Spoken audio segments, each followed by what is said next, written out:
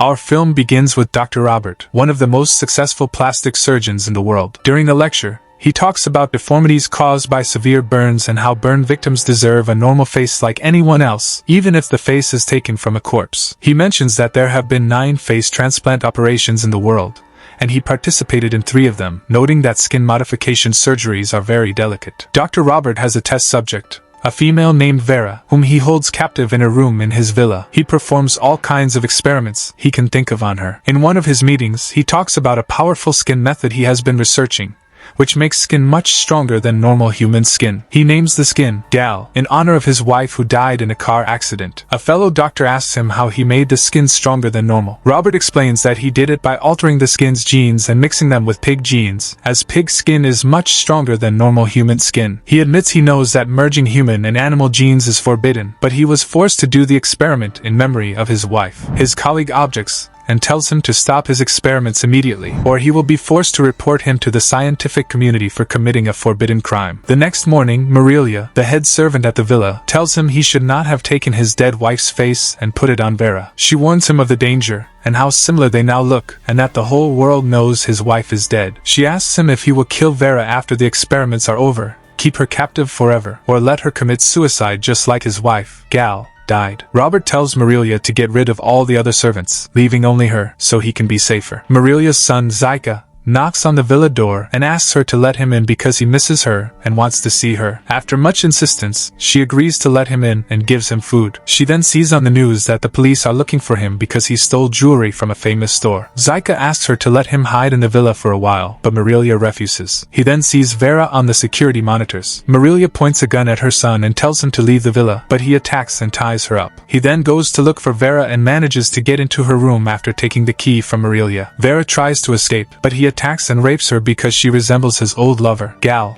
whom Robert stole and married. Robert arrives home, sees Marilia tied up, and goes to Zyka with his gun. He kills him while he is in Vera's arms. Marilia then tells Vera the story of Robert and Zyka, explaining that they are both brothers and that she is their real mother. Their father, Mr. Ledger, wanted to have a child, but his wife was sterile, so he had a child with Marilia, who was his nanny, along with her own son Zyka. However, Zyka was separated from her at the age of 7 due to drug trafficking. Robert marries Gal, and they have a daughter named Norma. After a while, Zyka returns and asks his mother to hide him from the police. Gal sees him, falls in love with him, and decides to run away with him. They get into a car accident while escaping, and the car catches fire. Zyka escapes and leaves Gal in the car. Robert rescues her at the last moment. Because he loved her so much, he tried to treat her severe burns. He continued his research for weeks and months, breaking every mirror in the house and keeping all the lights off so his wife wouldn't see her appearance. One day, Gal was able to stand on her own. She went to open the window to look at her daughter who was singing, saw her reflection in the glass,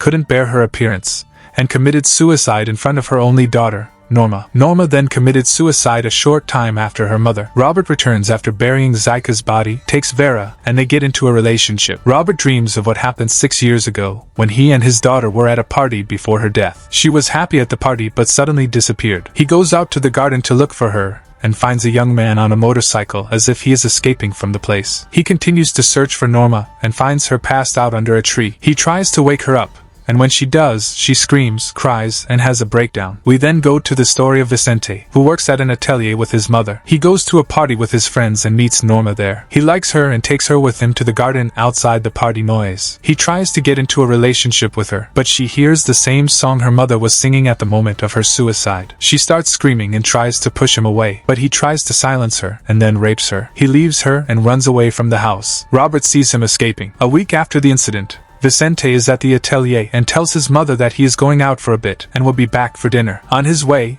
a car hits him, and he is scared and then kidnapped. Vicente wakes up in a deserted place, tied with chains. His mother reports his disappearance, but the police say there is no trace of his body and that he might have fled the country, so the case is closed. We then go to Norma, who was admitted to a psychiatric hospital after the rape and nervous breakdown she suffered. Her condition does not improve to the point that she is afraid of her own father, and the rape incident completely destroyed her life. After a while, Norma dies at the psychiatric hospital. Robert blames Vicente for everything that happened and holds him responsible. He goes down, sedates him, and calls his team of doctors. He tells them there is a 27-year-old man who wants a secret sex change operation from a man to a woman. They refuse, but Robert transforms Vicente bit by bit. He first changes the lower part of his body and, after a period, changes the upper part. He reveals to him that he is the father of Norma, the girl he raped and who died because of what happened, and that he will pay the price for the rest of his life. Vicente, the man who raped Robert's daughter, is transformed into a woman named Vera, whom Robert rapes whenever he wants. Vicente tries to escape and kill himself, but he always fails. Robert rescues him, and treats him no matter what he does to himself. Vicente, now Vera, tries to adapt to his body and his life, locked in the room. We return to the time after Zyka's attempted rape of Vera and Robert's killing of him. After what Vera went through,